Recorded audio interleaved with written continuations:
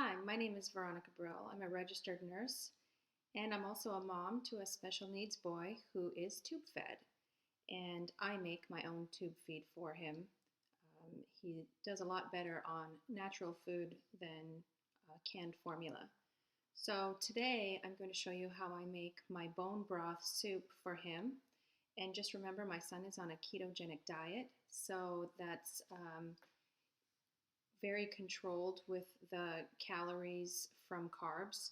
And if your child is not on a ketogenic diet, you can go ahead and add a few more vegetables or larger portions of vegetables. So the first thing we're going to need is some organic celery, some organic carrots. I like to just use one because they do contain a lot of sugar, and an onion. I like to use shallots because they have the lowest amount of sugar of all the onions, but please feel free to use a yellow onion or a white onion. Those are awesome too. You're going to need a little bit of salt. I like to put in some herbs and some water and chicken, drumsticks.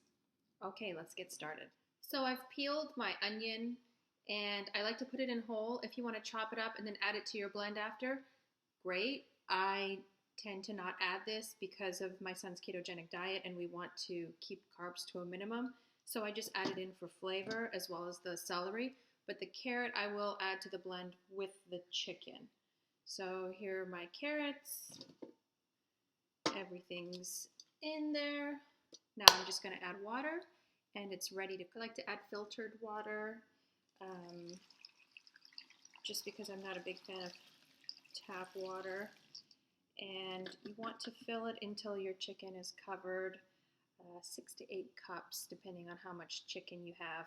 You want your broth to settle like a gelatin when it's in the fridge, and then you know you've added the perfect amount of water. If it's too runny, there's too much water, and if it's too solid, then you could stand to add a little bit more next time. So we're gonna let this cook on high. Once it reaches a boil, I'll turn it down to a low-medium setting, and then I'll let it boil for 2 hours. My chicken was frozen, so if your chicken isn't frozen, you could get away with an hour and a half until your soup blend is ready. And then we'll move on to blending with the Vitamix.